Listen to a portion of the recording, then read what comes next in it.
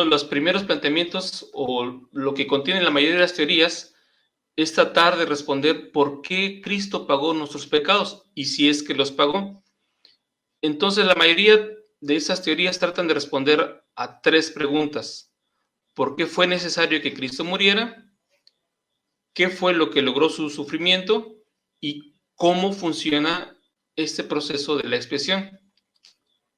Entonces, la doctrina cristiana, de manera general, de la expiación enseña que es por la vida, el sufrimiento, la muerte y la resurrección de Cristo que hace posible el perdón de los pecados. El pecado consiste en la ruptura de las relaciones humanas y en la alienación resultante. La expiación consiste en dedicar a nuestras vidas todo lo que se interpone en el camino de las relaciones amorosas con Dios y entre nosotros. La expiación cura así nuestra alienación. La pregunta es, ¿por qué la sanación, la reconciliación y la unidad no son posibles sin Cristo? Aquí pongo 5, pero en realidad vamos a tratar un poquito más de las 5 teorías que hay sobre la expiación. Y empezaré hablando de la teoría del rescate. La teoría del rescate es una teoría que se atribuye a Orígenes y se basa en la idea de que a través de la caída, la humanidad se volvió cautiva del diablo, rehén de Satanás. En respuesta a esta crisis, Dios ofreció a Cristo como rescate literal a cambio de la humanidad. Satanás estuvo de acuerdo con el trato sin saber que Cristo resucitaría y escaparía de su control. La teoría del rescate se basa en el lenguaje bíblico de que Cristo fue dado por rescate a nosotros. Ahí que tanto entra Pablo, ¿no? Porque Pablo yo creo es bastante el que influye, el segundo Adán, ¿no? Como le llama a Cristo, y habla de esto, ¿no? Que viene un segundo Adán y muchos de hecho por eso así le llaman a Cristo, ¿no? Que como Adán era perfecto, también cayó, se necesitaba un hombre perfecto que precisamente lo sustituyera y todo, y ahí entra eso, ¿no? Sí, pero fíjate que en esa parte, o los que toman algunas de estas ideas de Pablo, o parte de esas ideas de Pablo, lo que utilizan no es una teoría del rescate, sino una teoría de la justicia. Entonces, aquí más bien el asunto es que Satanás nos posee a todos nosotros y se ofrece a alguien el rescate que es Jesucristo, y Dios en cierta manera le hace trampa a Satanás porque Satanás no se da cuenta de que finalmente Jesucristo va a liberarnos a nosotros y él mismo se va a liberar a él. Y también es una teoría un poco maniquea en el sentido que plantea de que el bien y el mal son fuerzas equivalentes, tienen el mismo poder. Y yo creo que como santo de los últimos días consideramos que el bien siempre es más poderoso que el mal. De esta manera, Satanás, como si fuera un contradios que está reclamando el pago de algo. Entonces, de esa manera, y pone a Dios como alguien que tiene que ceder a las demandas de Satanás para satisfacer la justicia que en este caso está impuesta por Satanás. Entonces, los que critican esa teoría ven que en cierta forma se le otorga un poder sobrenatural o mayor a Satanás del que él realmente pudiera ofrecer, y que se le está otorgando al mal un poder equivalente y demandante o fuente de justicia para la expiación, dado que Satanás es el que demanda la justicia porque él considera que los hombres han pecado y le pertenecen. Entonces la justicia por sí misma no es una entidad única y Dios no es el impartidor de la justicia. Entonces ese es el problema que se le ve a la teoría del rescate. Aquí la pregunta es, ¿por qué el honor de Dios sería restaurado a través de la muerte tortuosa de su único hijo perfectamente obediente? ¿Cómo se suma el sufrimiento inmerecido al honor de Dios? Es decir, se pregunta, ¿por qué Dios permitiría que alguien que es justo, perfecto y bueno tenga que sufrir y por lo tanto tenga que sufrir inmerecidamente, y eso pueda restaurar el honor manchado de Dios por gente que es desobediente? Entonces, algunos de los que plantean las dificultades a esa teoría dicen que no debería estar basada en los principios de honor.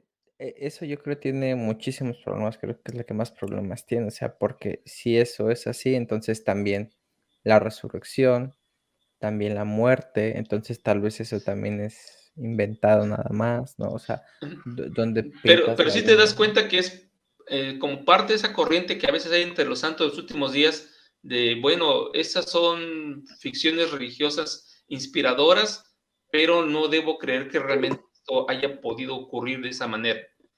Y yo no creo que Dios sea tan malo y tan duro como para que permitiera que su hijo sufriera de esa manera. Solamente nos lo dicen para ponernos un ejemplo. Entonces, por ahí va esa idea y por eso para algunos santos puede ser popular o interesante.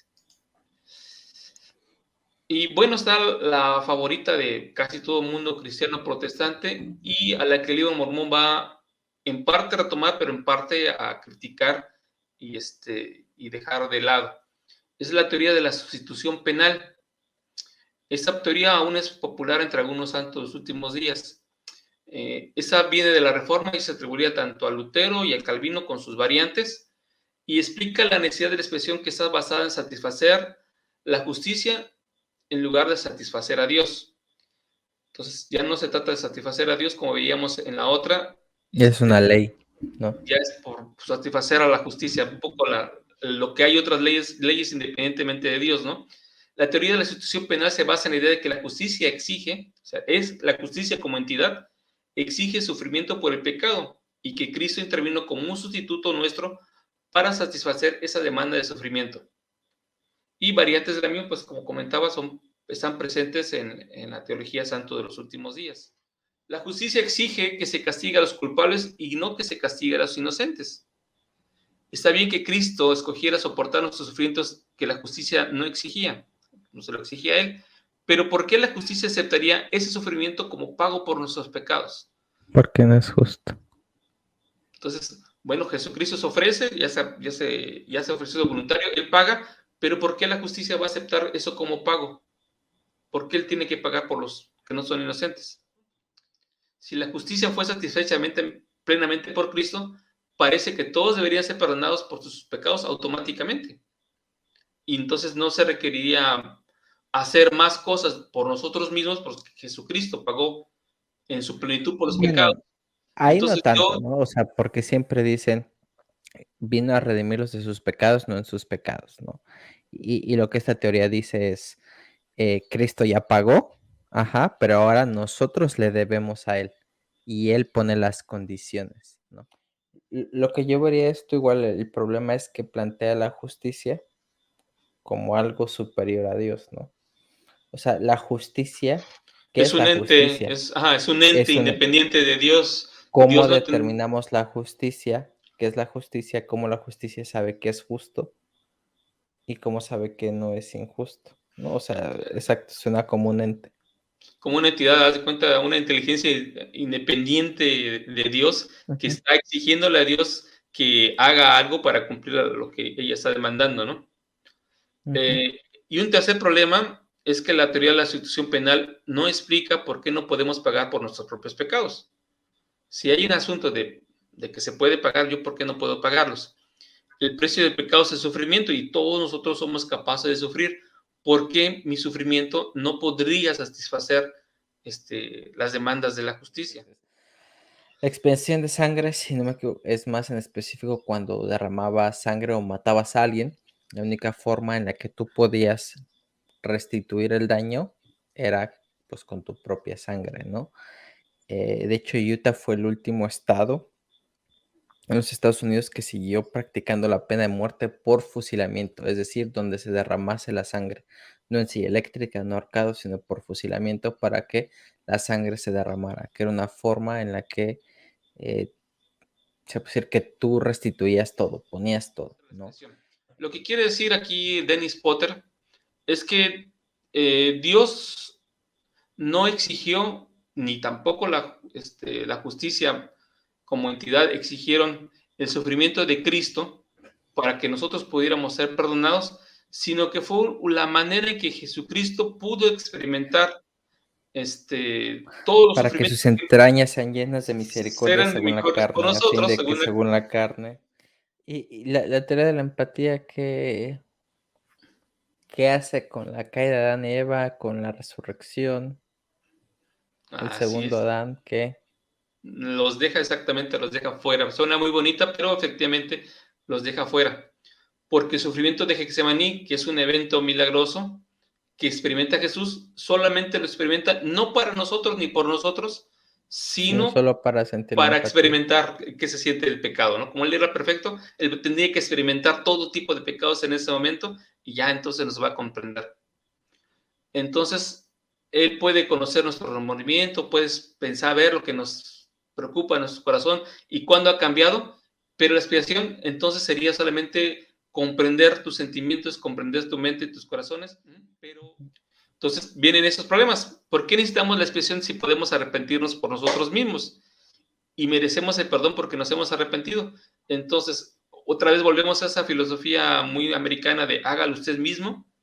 Si yo puedo arrepentirme y pienso a ser una persona buena, pues Jesucristo no va a tener que experimentar tanto sufrimiento y creo que al ser yo una persona buena, pues ya me he merecido ser perdonado por Jesucristo y que Él me acepte. Aparte de que le reduzco en cierta manera el sufrimiento, porque no va a experimentar mi sufrimiento, pues gano puntos para tener que ser menos juzgado por Él. Hay dos tipos de leyes de justicia, o Él identifica dos tipos de ley de justicia. La primera es la justicia punitiva, que exige un castigo si alguien peca, ya sea que luego cambie o no. La regaces, tienes que pagar, aunque hayas arrepentido. El segundo tipo es lo que él llama castigo merecido, que le da a una persona lo que se merece. El castigo merecido no está tan preocupado por lo que hizo una persona como por lo que una persona es actualmente. Entonces, tú cometiste un pecado, hay una historia de por medio, eres una persona a consecuencia de ese pecado, esa persona es la que necesita ser reformada y si tú te arrepientes, no hay necesidad de castigarte. La expiación lo único que hace va a eliminar las consecuencias eternas del pecado. Las temporales tú las vas a sufrir, aunque te arrepientas, ¿no? O sea, violo la ley de castidad y no sé, me da sida. El que yo O me no, arrepienta no te va a no va a cambiar el caso evitar de que me que dé sida tengas. o no.